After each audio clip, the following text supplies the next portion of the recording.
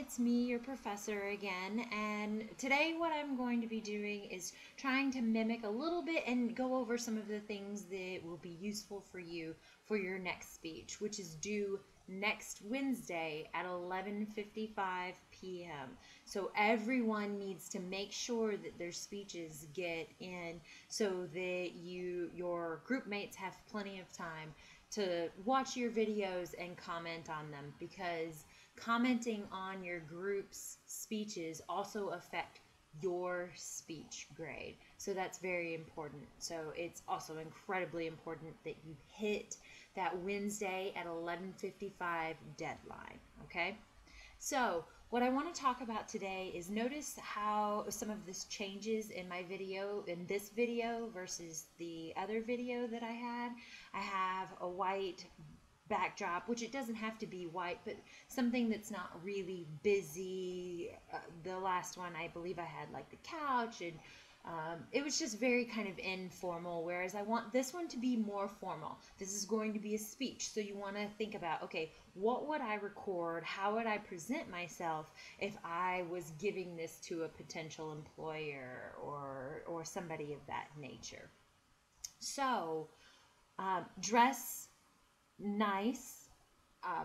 I am not requiring a full body shot this time, but you will want to watch out for that in the next speech.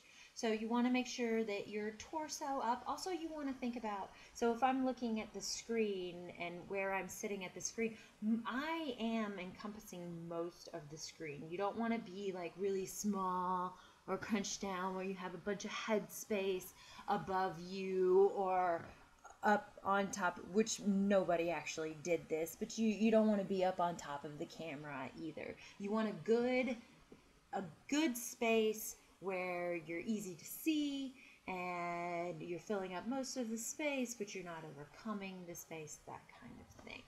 Okay, so you want to keep it formal, have a good space. You want to make sure that you have a good voice. You want to be engaged and engaging. But of course, if you look at the assignment sheet, you will notice that the delivery is not a major component. So the other thing that I want to do is kind of talk to you briefly about the assignment sheet.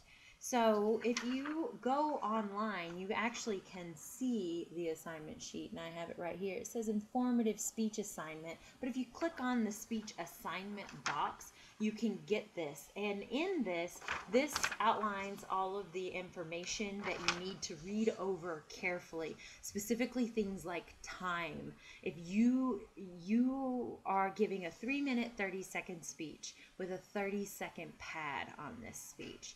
So that means anything between 3 and 4 minutes, you're totally fine. No grade deduction whatsoever. But even 2 seconds less, so 2 minutes and 58 seconds, you're losing a point.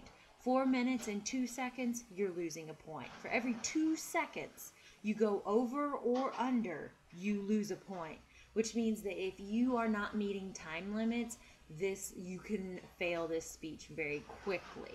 Okay, so that's an important point that you want to make.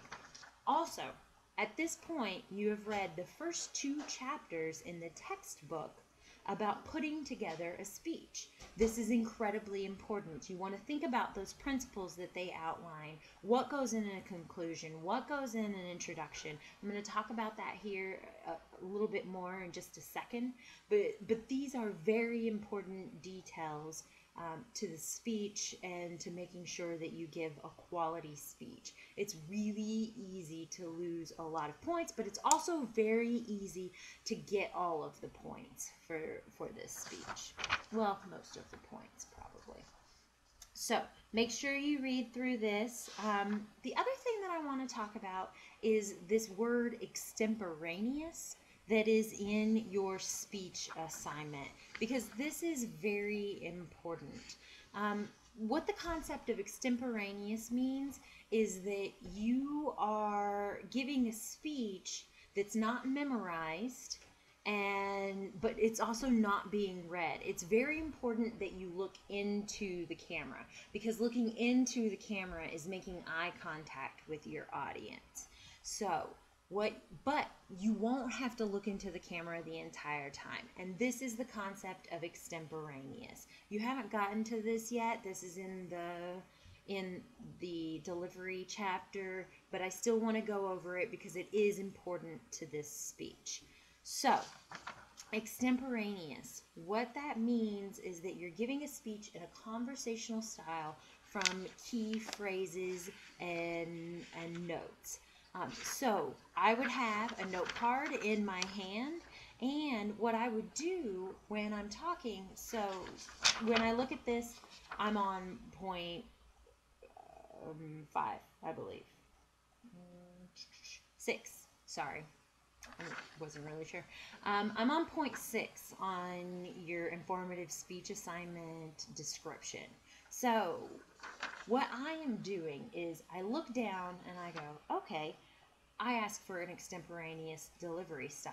I need to explain what that is. And I'm looking back at the camera. So now when I move on to the next point, I'm going to look down and say, okay, the next thing that I talk about is the discussion. Once you've uploaded your speech into the assignment section, along with your outline. That is incredibly important. Make sure you turn in an outline. And I'm going to do another video here in a minute about the outline. So make sure that you do the discussion. So back to the extemporaneous. I was making an example here. So just to clarify, what you do is you look down. You read the key word or phrase very briefly. Notice my head did not go down for very long, but now I need to look at another note and my head comes back up so that I can make eye contact and I can engage my audience in the speech. Again, when it's time for my next note, I briefly look down, I read the note, I come back up, and again, I'm making eye contact. The sentences come together as you are delivering your speech. If this is not enough, you need to go into the textbook, into the delivery section, and look up what it says about extemporaneous speaking. I will be sending an email about that as well. So you need to, if this did not suffice in explaining what I mean by extemporaneous, then you need to look that up and read it in the textbook. I know we haven't gotten to that chapter, but it's required of you at this point, okay? All right, so let's continue on with the actual assignment. So this assignment is very similar to the practice speech. In fact, the practice speech was to get you familiar with the situation. Those of you who did not complete the practice speech, I have no sympathy for you if you have problems. If you don't meet deadlines, that's your problem. Again, speeches are not voluntary. Like the paper, if you do not complete a speech, and it doesn't matter if it's the 50-point speech, if you do not complete a speech, you cannot pass this class, okay? So it's imperative that you get the speech in and that you get it in on time. So most of the things on the assignment sheet are pretty self-explanatory. I'm not going to read through this. The extemporaneous I wanted to talk about. Your note cards are there for you, so make sure that you use them and then they're clear and they're helpful. The other thing that I want to touch briefly on is that make sure that you have 2 credible sources. They must be credible. Wikipedia does not count. You can use the internet for this one. You are going to be required to find a scholarly source for your next speech, but you can use the internet. I highly recommend using the library and scholarly journals and that kind of thing, but it must be unbiased, informative sources if you use the internet. And if they do not meet this criteria, if you're not very good at evaluating criteria for sources and that kind of thing, then you need to just email me your source. I will be happy to check it out for you. Okay, the other thing, moving on, the other thing that I want to talk about on the assignment sheet is that There is a speech evaluation form. There you go. Can you see it? Speech evaluation form. And on this form, this is literally what I will be having in front of me while I am watching your speech and grading it. And I will be looking to see, okay, did you do all of the parts of the introduction? Did you have 1 to 3 main points? Did your speech flow? This is a key thing because most of you had issues with flow in your papers. I'm going to talk about that a little bit when I get into the next video. So body, conclusion, did you clearly signal? Did you let me know, hey, I'm going into the end of the speech? But you don't say it like that. You say, in conclusion, as I wrap things up, now that you understand all of the parts, whatever, however it is. So try to be creative with that. And did you reinforce your thesis statement? Delivery, did you stay composed and in control of nervousness? Was the speech delivered extemporaneously, which is a key component of this speech particularly? Did you include 2 sources? Did you meet the purpose of the speech? Is it creative? Did you supply an outline? Is your outline helpful? And the outline I'm going to put on a separate video because it is so key to not only getting a decent grade on this speech, but actually helping your speech grade out some.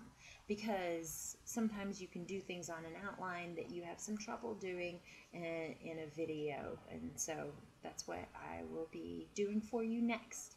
So I'm going to record another video about that. If you have any questions, any comments, any concerns, you really need to be doing this now. You really need to start on this early because I don't get to go over this stuff thoroughly with you like I do in class. And that makes this much harder. So you need to start on this early and you need to think about what it is that you're going to do, how you're going to do it, that kind of thing, because it must be in by 11:55 p.m. on Wednesday night, next Wednesday. All right. Good luck with those speeches.